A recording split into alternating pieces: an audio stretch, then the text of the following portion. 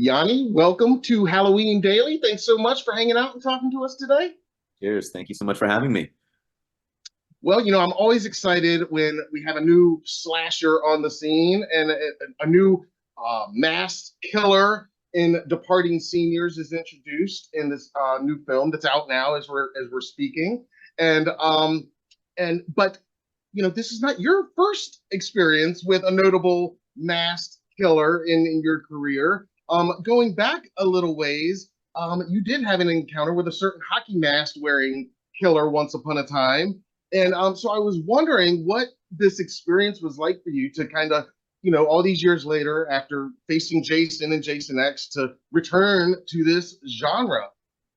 Yeah, you know, I'm not personally the biggest horror fan or horror buff, but what I realized in doing this film is it's not that I'm not a huge horror fan, it's that I really like horror films that have multiple that work on multiple layers. So like they're a horror film, they also have like a social or political commentary, or they have something to do with sci-fi, or they're an homage to other films, or they're a comedy or a drama or whatever. And so I realized that actually I've been selling the genre a little bit short. And actually, some of my favorite films are horror films, but they just have those elements as well.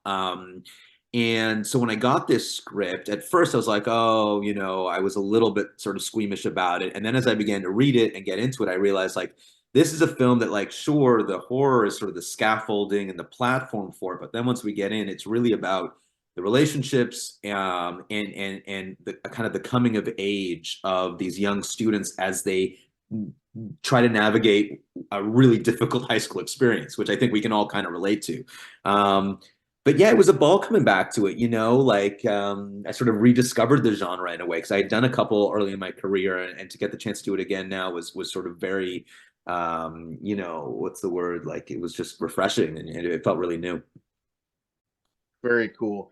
And you mentioned, this is set in high school. Obviously, it's a high school set slasher, and most of your co-stars are very young and kind of in the Yeah, beginning of their career, and you've been at this game for a while now. And I was yeah. curious about that. Were you able to impart any kind of advice and just tips to them as you guys were working together and they're kind of on the very beginning of their journey? Yeah, yeah, definitely. We had a real we immediately had this really great rapport where, I am older than them, but there was this sort of, in the film industry, it's like there are people of from all different stages in life, and we all get like thrown together on day one, and we're all working together. And in this particular case, like we had all just like we'd been cast for, well, so there were some Chicago actors, some from out of town, and it just felt like the first day of high school, and we immediately kind of clicked, and I felt like we were able to hang out just as sort of like friends and a social group like you would in school. But then yeah, there were times when we would start talking about different things having to do in the industry, and it's not like I would push things on them, but I would sort of notice that people were sort of interested in what I had to say, what some of my experiences have been. And we did have some really good chats about what the business is like. And a lot of the actors are faced with decisions surrounding whether they should move to Los Angeles or, just how to balance this sort of acting lifestyle, which is really, really challenging actually, because you're working and then you're not working and then you're trying to get work, and there's not a ton of structure to it. You have to build that structure for yourself. So we had some really good conversations about that, and I just loved this cast so much. Loved being a part of it, and I made a whole bunch of friends on this film, and I can't wait to either work with them again or just see where they go on in their own careers. And it does seem like it was a fun time making the movie. And the movie is a fun watch. I mean, it's there's brutal killings happening, but it's a funny movie. There's a lot of Yeah.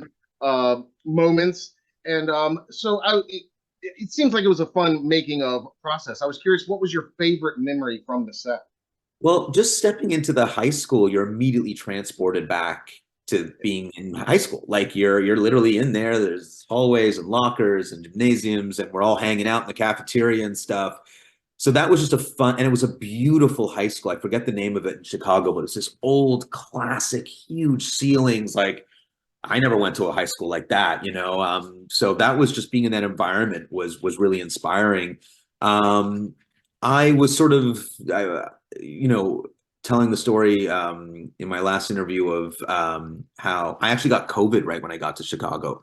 So I had to quarantine for quite a period before I could even start filming. So that first day back on set after quarantining was just like this total release, and I just felt so free. And it was just like to be able to go to set and be surrounded by people and work on this thing was just so much was more fun than it or so I would say that moment was really memorable. But then we just got closer and closer to each other as a cast, and we're still quite close. Going to the festivals, screenings, and so on. We keep up with each other, and yeah.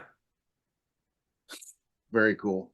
And like I said, it's great to see original horror out there and that works on multiple levels like you're talking about. And I think horror fans are going to really enjoy it. Um, and again, we're Halloween daily, we're every day's Halloween. So I got to ask, are you prepared to start seeing this mask and this killer costume out at parties or even kids trick-or-treating during Halloween? That's the hope. I mean, if it takes off like that, that would be amazing. I think Jose, the writer, he simultaneously referred to and paid homage to like so many different great films in this genre, but mixed them up in a way and then added his own personal experiences to them in a way where like I really do feel like the movie becomes this new thing of its own, like a really worthy addition to that kind of lineage where I feel like the lead character Ignacio and his best friend played by Arian, they have a relationship that feels new and simultaneously like something you're nostalgic about, but also something you haven't seen. And I think it's a new thing, and I do think it could take off. And it would be great to see the masks out there. And you know what? You may have just given me an idea for my next Halloween costume. So I love it. I love it. And we always like to ask. I mean, you mentioned that might be an idea for a Halloween costume. Do you look forward to Halloween like we do? Do you get into it and go big, or just kind of lay low on Halloween? it has varied from year to year, Yeah. honestly. So I used to do this thing on Halloween where I'd get together like 15, 20 friends, maybe 15, 20 friends, and we do a wild scavenger hunt throughout the city where we get together at the beginning of the night, come up with a list of crazy items, some crazy, some normal, whatever, and then we'd split off. We'd have like maybe two teams or three or four teams, and you split off and you go and look for it, and then you come back at the end of the night at a party somewhere. So that would be like the biggest, most ambitious thing I've done. And then there's been nights where Halloween nights where I sort of hide in my apartment and we don't answer the door. But I've got a 3-year-old now. So like Halloween has become a big deal, and I'm sort of getting back into it. And trying to think of but it's all kid stuff now, right? So like we went out and I dressed as a giraffe and he dressed as a mouse. So that's where we're at now. And we'll see if the costumes kind of develop over time and become more elaborate. Absolutely, I'm sure they will, and that's a great time too to be able to relive your childhood Halloween with your own children. I guess And I do love Halloween, and I really respect you guys because it's always bugged me that these things are just like one day and then it's over. You prepare for them. It's like make it year round, have the whole thing going. Why are the Halloween stores popping up for like one? You don't think I need costumes the rest of the year or like so I love that you guys keep that going year round because it just seems like so much effort to do for just one single day.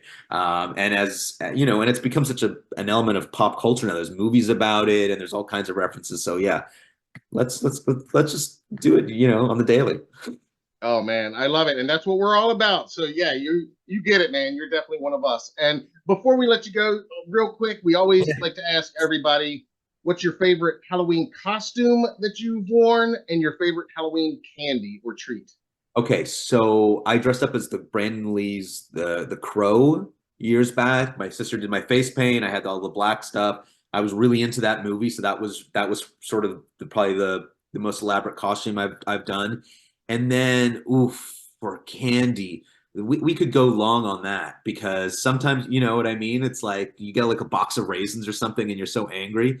I think the best all-around candy to just get a bar. You know what? If you go like a normal size candy bar, that's huge.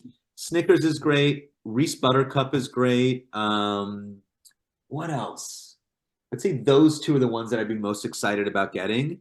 So yeah. How about yourself? Yeah, I mean those two are pretty high for me. I mean, I High on the usually list. Snickers is my go-to if I'm pressed to pick one. Totally.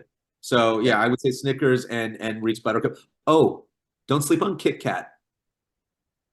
Don't sleep on Kit Kat. That's a good bar. definitely, definitely. Well, man, I appreciate you taking the time. I know you're super busy, and I know everybody's going to enjoy watching you in Departing Seniors. And we always hate to say goodbye, but like I said, every day's Halloween. So instead, I'm just going to tell you Happy Halloween. Happy Halloween, man, and we will chat again soon. And thank you so much for all the support. Absolutely. Absolutely. Thank you so much. Appreciate it.